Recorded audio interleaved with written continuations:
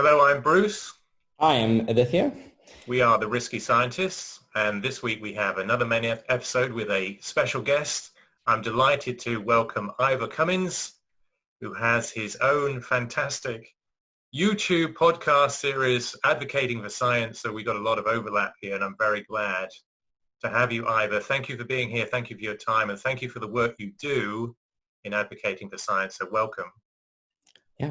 Hey, thanks, Bruce and Aditya. Great to be here and have this conversation. It's an important one, I guess. Yeah. Increasingly so. So I thought I'm going to ask the first question, and then Aditya can jump in. So Aditya and we've done a lot of episodes on problem solving and decision making, and trying to explain the scientific process and how we can apply the scientific process in everyday lives. So I know you've made a lot of mention in your videos about your problem-solving approach, particularly applying your experience from your engineering background. So can you just explain that process and how it can be useful in everyday life? Right. Well, it's really a form of structured thinking in order to achieve what we in engineering and complex processes and complex issues call time to resolution. So anyone can solve an issue over around 2 months. They'll eventually find the root causes. But to be competitive in the corporations I've worked in, a big issue that's going to cost you millions per day in lost output, you need to solve it in a day or two, not a month or two. So we're forced in an evolutionary process to use the best tools, the best methods, in my mind. So a brief summary, I'm nearly 30 years in engineering and management or team leader positions, worldwide positions, and mostly focused on problem solving. So multi-factor complex problems, so, not the ordinary stuff. To give an idea, one I led last year out of Ireland, along with a co-lead in the USA, and actually another co-lead in Singapore. It ended up costing in the order of several $100 million of cash flow, not of revenue lost, of cash. So they're big problems, and you can imagine there's a lot of pressure. But to briefly summarize, there's a few core tools to run how you do your job and get time to resolution. And one of them is logical analysis. Kepner-Trago is one of the tools. It's called is not. And what you do is you take all of the aspects of the problem and you define under who, what, where, and extent. You define what is the problem and what is not. And you see distinctions. So the problem is in Singapore, line 12 and 14, is not in Singapore, line 6 and 2, or in Dublin, line 7 and 8. And now you've got a distinction. And you look and try and explain what could explain that logical distinction of what it is and it is not. Now that's tip of the iceberg, because these sheets will get enormous because it's under the who, the what, the where, and the when and the extent distinctions. And you've got a ton of distinctions. So it gets huge, but you do it in a structured way and it helps form hypotheses. The second major tool is the root cause diagram. So here you've got to look at the physics of the problem as opposed to the logic. So you've got to take your issue and work back from it with arrows and bubbles. And basically every bubble is a potential cause and an arrow that joins you to the next element. On the arrow, you have to put a science physics-based mechanism. So if you say humidity is causing the plastic casings to swell, you need to put the mechanism around that from published science, that humidity is known with polysulfone plastics to cause an expansion. So everything needs to be science in the root cause diagram. And these diagrams get huge and they're very contentious. But they stop you having a pet hypothesis. You believe it's the temperature. Well, the root cause diagram will soon shake out the engineers who have cognitive bias or belief systems, because they may not be able to connect all the physics and science to justify the hypothesis. So very important. And the third thing is central. And this is the one where Corona has collapsed. So it's the hypothesis for against spreadsheet. And this one I kind of developed myself around 10 or 15 years ago. And it was really important, not just to keep people out of cognitive bias and focused on the strong hypothesis versus weaker contenders, but also as a management communication tool, because management, or our politicians in this case, often have very little scientific understanding and they just don't know where they are. So you need to explain to them why your hypothesis that you're running with is incorrect, and you need to use evidence. So you basically have many hypotheses for a problem, and for each one you have in a for and against column, you gather all the evidence for and against. And what happens is with 10, 12 hypotheses for a given issue, what you can do is rack and stack them. And the hypothesis with most for evidence and very little against evidence becomes the dominant hypothesis beyond the politics, beyond the belief systems. So I've used these for years and they are crucial.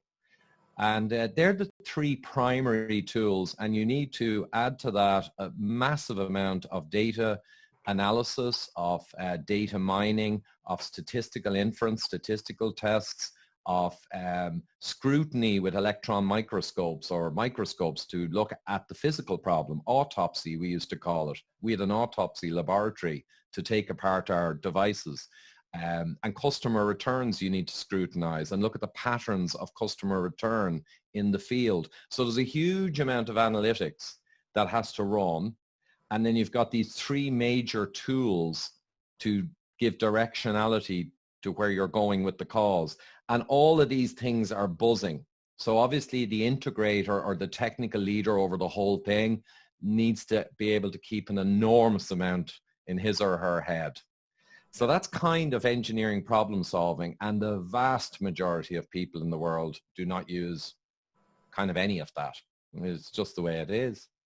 Yeah, well, let me reassure you that I actually teach that. So in risk management, so in the risk analysis, we do root cause schematics as a way to analyze the risks, and actually we've applied this. I say we've applied it. So I used to work at the RAND Corporation. We used to apply root cause analysis to international problems. So why are two states in conflict or something? And then you can apply it to really micro problems like how did I get infected with COVID-19, I suppose.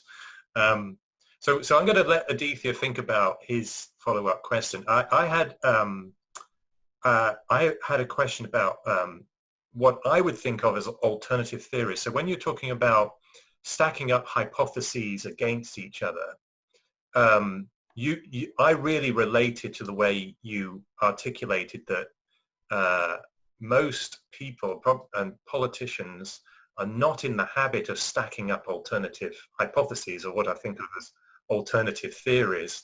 And I think there's a wider problem here in the public discourse on policy, which is that there's a knee-jerk reaction to some event, and then there's a single theory that becomes the only allowable theory for what's going on.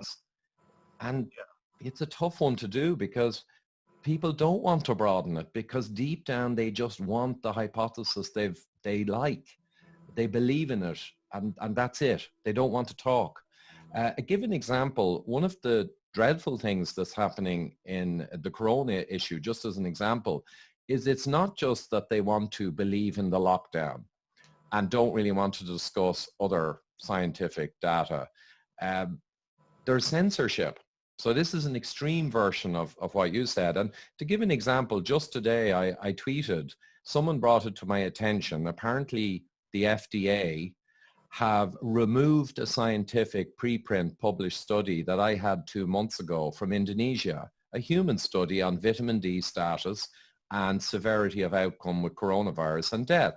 And it had stunning results. It was an associational study, hands up, but it had a stunning risk factor for being below 20 nanogram versus above 30. And you'd think it would be an enormous interest to the scientific community. But apparently yesterday, that study was taken down from SSRN, the database, apparently on the guidance of the FDA. So a published human study is actually taken off the scientific record, not because it was fraudulent.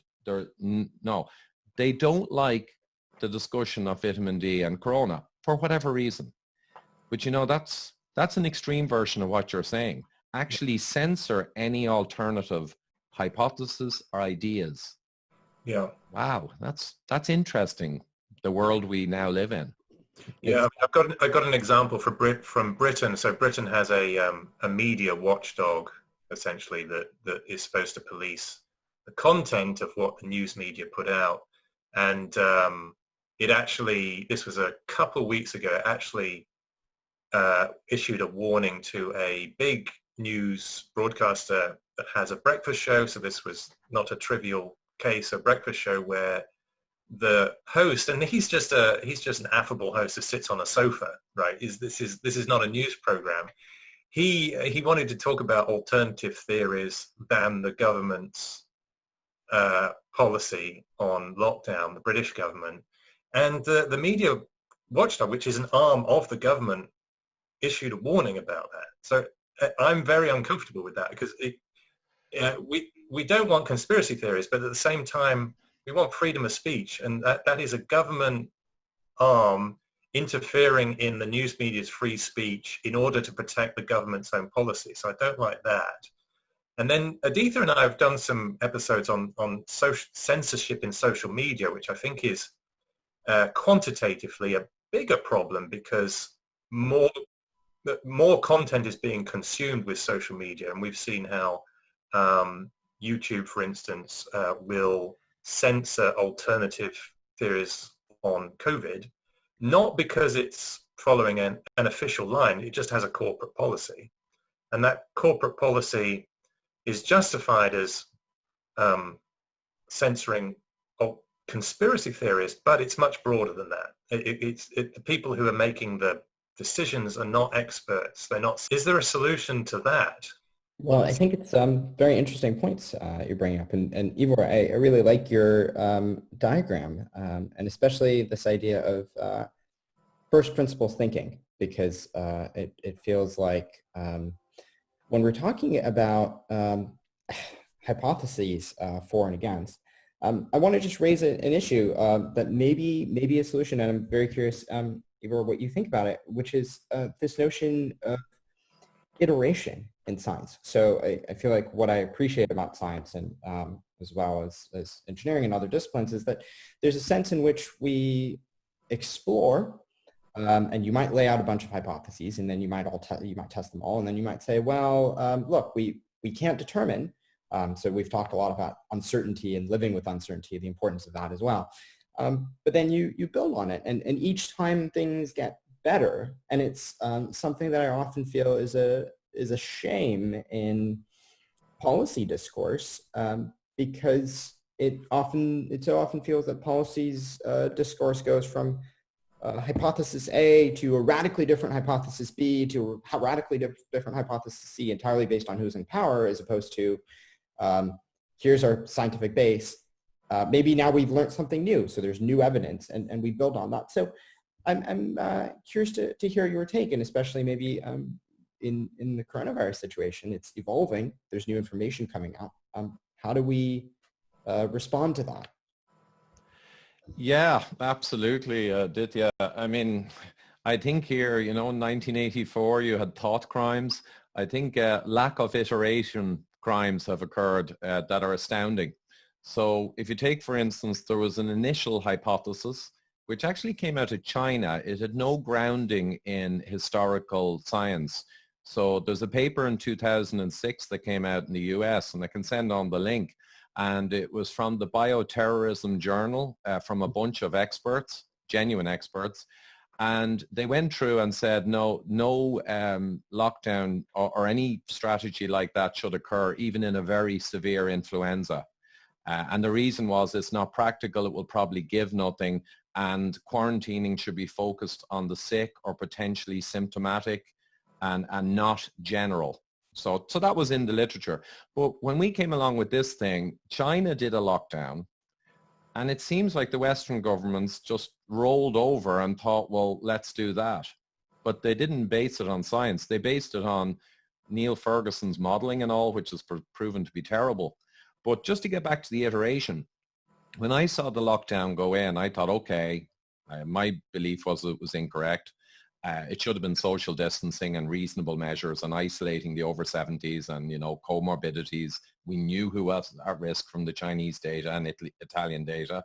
And there was an obvious engineering approach to take, even if the modeling turned out to be even half right, it's still the way to go. So they did it. And I thought, well, I can understand it. It's panic driven. So science has been put aside because of panic and politics. And I said, look, I can understand that. Now, when things really was how to panic with grace. I love that you're saying that, because our very first episode on the show was how to panic with grace. Oh, yeah. Well, exactly. Controlled panic is good. Waking up in the middle of the night, as I've done my whole career, like bolt upright when there's a massive issue and thinking, were we wrong? Did we miss something? That's a form of controlled panic, because your brain is working during the night, of course. It's working through stuff and it's seeing something you missed. You wake up, at least I do, because it was my life. But yeah, controlled panic, controlled tension, great. But what happened was in April, it was, to me, dramatically clear that the curve had turned, the R values were coming down, interestingly, before the lockdown measures were taken in the retrospective data. So now you're seeing that the lockdown didn't actually change the curve much, and you're seeing that the curve is coming down all across Europe. So now you've got new data, mega iteration. Oh my God, it's not nearly as high as we thought. It's maybe 10 times lower in impact than the modeling. Okay, we know that. We can see now coming out of Woods Hole Institute and out of the Koch, not center, but in Germany, they had done the R value, and you could see it turned the curve before the lockdown. You could see that in the Chinese data and in the Italian data. So now you're seeing the lockdown didn't really do what we thought, and what's more, it went through a more normal viral curve, and what's more, it's coming down. So protecting the hospitals, we achieved it. Fantastic. We can now pull back lockdown rapidly. Didn't happen. Nothing happened. They fell in love with lockdown. In fact, they kept lockdown going for weeks. So where's the iteration? Where is the new data being taken on board?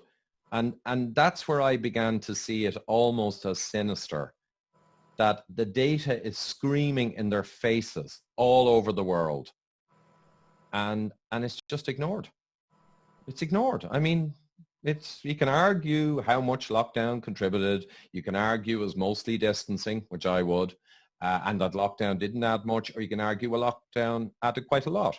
You can have many different opinions, but how can you ignore all the data?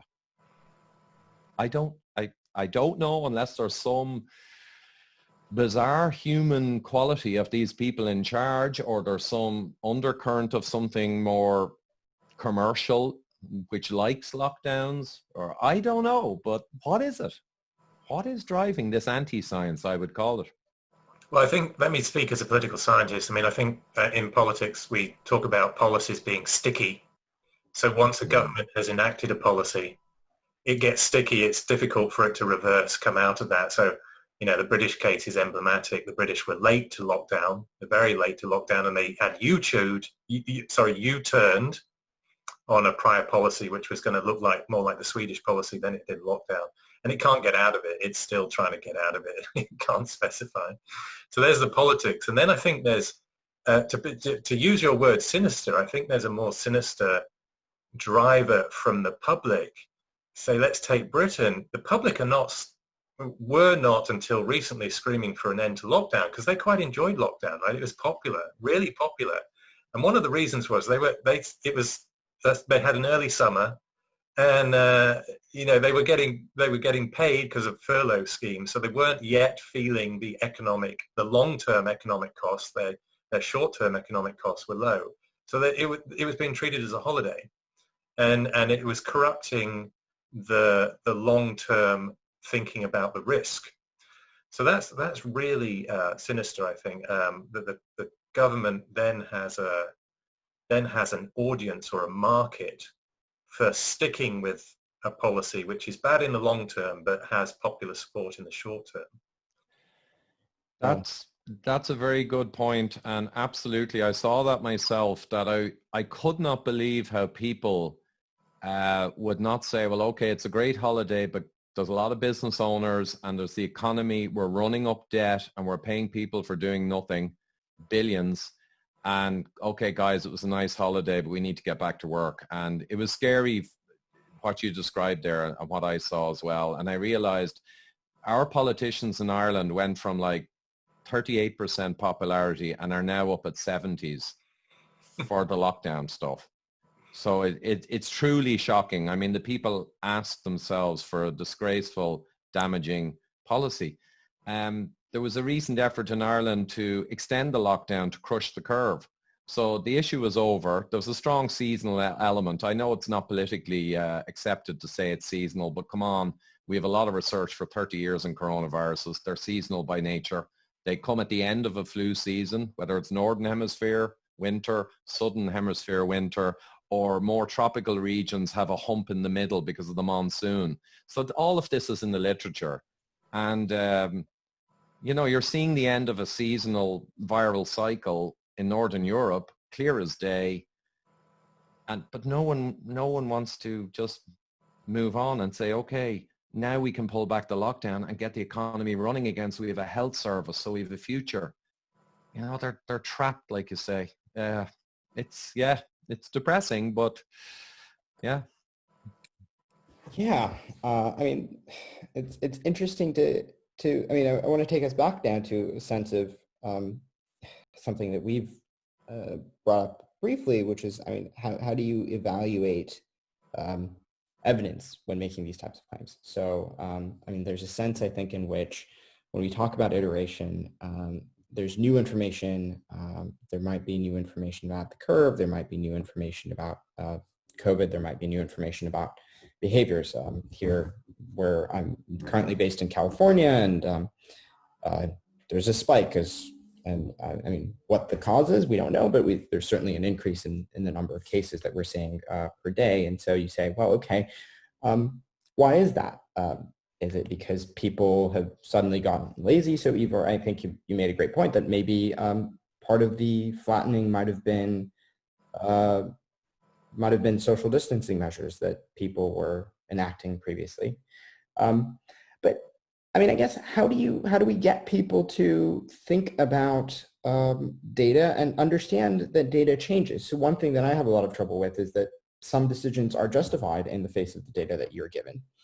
And as new data comes out, that decision may become less justified or more justified. And there seems to be that there has to be a flexibility in this whole process. Yeah, for sure. And I guess politics, though, and other forces are just trumping that normal scientific process. I put it out around 6 weeks ago now in mid-April, maybe late April. It's aged very well. I did a hypothesis for against sheet for lockdown versus social distancing. So not to say it's lockdown versus doing nothing. A lot of the devious people supporting lockdown will try and say, oh, you want us to do nothing then and let granny die. So there's a lot of that rhetoric used, which is much more emotional and manipulative than it is scientific. So I was very clear, lockdown versus a soft distancing approach like Sweden. And the for against was very easy to fill out. On the for, there was associational data, but there's massive contradictions to the associational data. If you look across states in America and countries in Europe, it's clear that the association with lockdown and actual impact is very weak. And associational data is the lowest rung of the evidence base. We know that. So that's all we had in the left column for lockdown over distancing, smart distancing. On the right-hand column, and I'll go from memory here, roughly speaking, we've got the evidence for all the damage that will occur, 4 times fewer cancer diagnoses. That's going to hurt a lot of people. The economic damage, starvation across the world, there's all that impact, which they're ignoring. But then you get into the logical evidence. So Professor Michael Levitt of Stanford, who's the Nobel winner for chemistry modeling, 2013, I interviewed him actually. He put together all the mathematical evidence from China and Italy and informed the British government people. And he said, you're out by a factor of 12 in severity. And what's more, lockdown will not be required because you can see that from the R curves. And he provided the evidence. So he's in the against lockdown. Woods Hole Institute published at the end of April a paper, and they analyzed the European data and said lockdown does not link to improved outcomes. They even had a quote in there where they said it's very possible that lockdown saved effectively 0 lives and the impacts will be huge. Professor Carl Hennigan of the Evidence-Based Medicine Centre has an epidemiological team in Oxford University. He came out at the end of April and said that the British data shows that the lockdown came too late and had nearly no impact on the curve. Please start lifting. And an Israeli professor of mathematics at Israeli University, you might have seen Israel dump their lockdown way back. I think that's because they had this guy on board. And he says the viral cycle has a 70 to 80 day cycle, like prior viruses. And it's mathematically not really connected to lockdown across all of the European data. So now I have pretty much 4 professors and top institutes in the end of April came out with this evidence, and it is retrospective evidence on real data. It's not modeling. The modeling is schmodeling. This is the actual data, real life, analyzing the lockdown. All ignored. This is tough business. And I threw in more points of evidence. Health workers in the UK, right, have no extra infection or mortality for COVID. Surprising fact, but it's in the ONS UK government figures. How would that be? Essential workers who are not locked down, whose kids were allowed to continue going to school, they had no extra signal.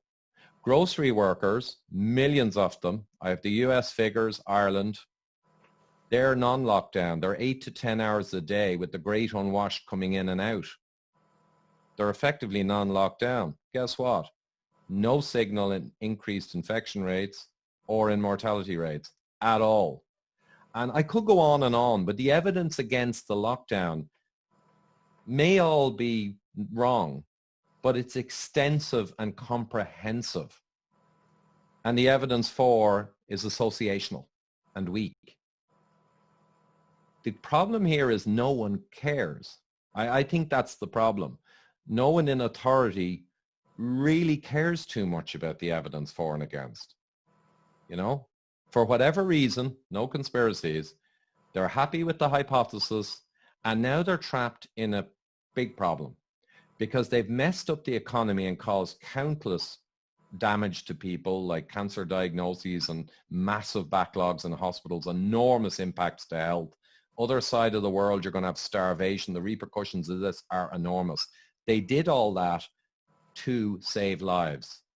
They cannot now face the potential that it didn't really save lives. That's unthinkable politically, and it's unthinkable to all the experts who drove lockdown. It's unthinkable to acknowledge now maybe they were wrong. It's too late. It's literally cognitive dissonance now, I believe, has reached fever pitch. And that's my cut on it. Interesting. I mean, it's. I appreciate what you said about the fact that the evidence could be true, it could be wrong, and we'll find out. We've talked about. I don't think we've done a full episode on theories, but in the past we've talked about theories and notion that you can only really disprove theories. You can't really ever prove them.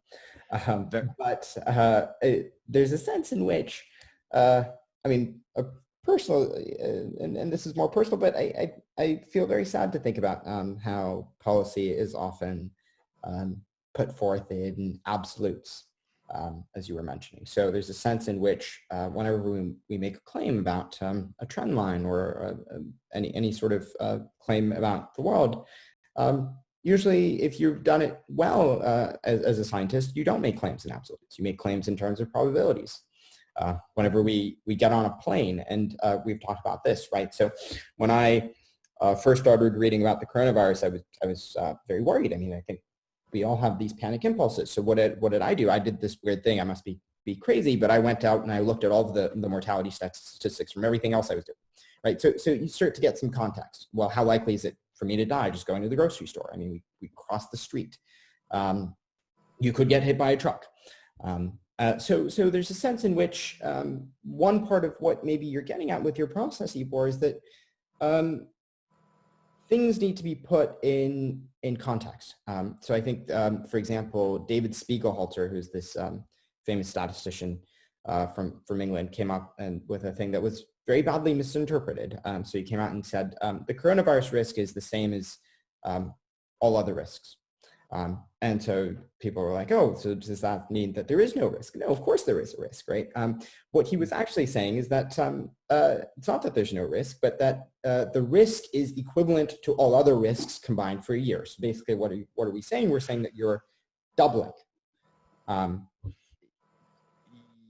Yeah, that is a really interesting one. So Professor Levitt from Stanford has gone on the record now from March, where he wrote to Neil Ferguson in Imperial College and showed him. He said, you're out by a factor of 10 to 12 guys. And he's recently republished again and again. He said it's around 3 weeks of extra risk in a year, less than a month. And it's heavily stacked to aged and comorbid. Absolutely. I mean, I think there's a big impact on how old you are, but it's, so I mean, it's interesting to think about it that way. I mean, what sort of things, and of course, there's things we don't know, right? So, how do we make policies in the face of things we don't know? So we don't know what the long-term impacts are. We don't really know anything about long-term immunity. So, I mean, I think these are things that we'll learn about, and by definition, they're long-term questions. So we can't know. But I mean, let's the other thing that I thought was interesting in your approach that I wanted to push on for a moment was this notion of mechanisms, because I thought it was well said, right? That part of the problem that I often see is I think the notion of expertise, the notion of a scientific process to discover the truth, all of this is extremely important.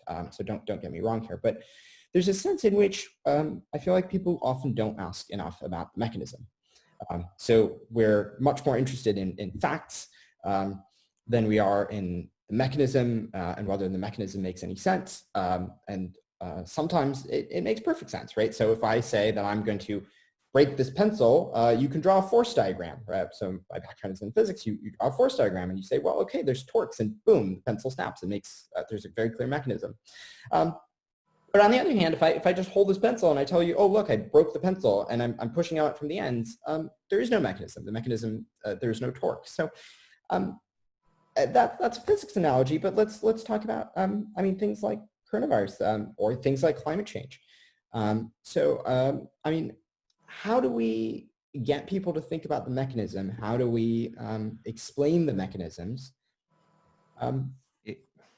It's tricky because obviously in engineering or in many areas that are technical, the mechanisms are huge, even to the point that sometimes the mechanisms are over-focused on. For instance, some scientists, like especially with the cholesterol hypothesis and some of the other dogmas, they over-depend on mechanisms because the logic or the hypothesis evidence is not great, the other two pillars. So they focus on talking all about mechanisms all the time that justify the hypothesis. You know, it's a way of distracting actually. But mostly it's really important to focus on the mechanisms to strengthen the hypothesis, which is the root cause diagram. You got the mechanisms. Now the corona mechanisms, I kind of steer clear of climate stuff actually. It's a bit like vaccines. I just stay out of it. It's just too hot and too contested. So the mechanisms in coronavirus, we've got, the immune response. And largely speaking, it's accepted that your own immune response is kind of what kills you. It's the cytokine storm, of the immune system. And we know quite a few things about the mechanisms. So the virus comes in, it's well studied now. You get an overreaction, immune reaction, things like leptin, someone who's leptin resistant or insulin resistant or type 2 diabetic physiology. We know all the mechanisms. Hyperglycemia, high blood sugar, shows up in all the data massive extra risk for that. And that ties into the immune reaction. We know from much research that diabetic people type 2 have suppressed immune systems relatively, and they've higher release of cytokines and inflammatory responses to infections. That's all in the literature from the last 20 years. So you can talk all around the mechanisms about, well, we know why it's type 2 diabetics are massively disproportionately represented. And we also know vitamin D, that study I mentioned that's now been censored was a great study. So it had 800 humans, and being low in vitamin D, below 20 nanogram, was a 20 times risk factor of death for corona. And this is looking at 780 coronavirus people hospitalized. And it was 19 point something times more likely to die if you're below 20 versus being above 30. Now, as you know, that's on the order of associational data like smoking and lung cancer. So if you're above 2 times the risk in an associational study, you start taking it seriously. It's worthy of attention. If you're above 5, 6, 7 times the risk, it's almost quasi-causal until you prove there's no causal relationship. And when you're up at 20, you're kind of smoking and lung cancer. They never did an RCT, but they don't need to. If it's 20 times the risk of lung cancer smoking, you can almost accept it as causal. So here we have a vitamin D study that's 19.5 times the risk of death with corona for being below 20. And then they corrected it, very importantly, for age, comorbidity, and sex, which is quite a powerful correction because older people are more frail. They don't absorb sunlight. They have lower D. So maybe it was just the age, not really the D status. However, they corrected for age, comorbidity, and sex. A lot of correction. And it was still 10 times the risk to be below 20, which is still an enormous associational risk factor. So we have this, and then we say, well, what about the mechanisms? And the mechanisms are just beautiful. I mean, I know I'm into this science, but they're beautiful because there's a few reasons you be below 20, and it's not supplements, by the way. They're all thinking magic supplements, not supplements. So the first reason you'll be low on D status, technical reason, is if you're not eating a nutrient-dense diet with meat, fish, eggs, vegetables, lots of nutrients, vitamins, minerals, that will tend to strongly link to being lower D status, regardless of whether you take supplements. D status is an amazing marker of ill health, generally. If you are insulin resistant, i.e. type 2 diabetic physiology, that will drive down your D status remorselessly. So the low D people with huge risk, many of them it's reflecting their insulin resistance. If you have inflammatory conditions, autoimmune conditions, often caused by diet and environmental factors, that will drive down your D status. We have the science. If you have a lack of healthy sun exposure, evolutionary sun exposure, you will tend to be much lower in D. So by the lack of sunlight on your bare skin, you'll be missing nitric oxide, vitamin D, and many other photoproducts. And by all means, people who supplement get a higher D status, so maybe that can help. But I know it's complicated, but I'm trying to say we have myriad mechanisms to fully account for why low D status people will have a vastly higher risk. But the problem, guys, and I'm going to have to come back to it, is no one wants to talk about them. And this is our problem. It's not a scientific problem. It's a quasi-political problem. So the FDA has fought against vitamin D, vitamins and minerals generally since the late 80s. They went to the Supreme Court in 91 to try and reclassify vitamins and minerals kind of as medicines so they could be sharply controlled. And I just said the other 2 weeks ago, the FDA put a cease and desist order on a natural supplements website because they had the temerity to talk about the study I'm talking about and to suggest that maybe supplementing with vitamin D could be helpful. So they were sent a letter and they had to shut down that page. You're not allowed to talk about vitamin D. And now, as I said, the actual published study that I referred to there, which is fascinating, has been taken down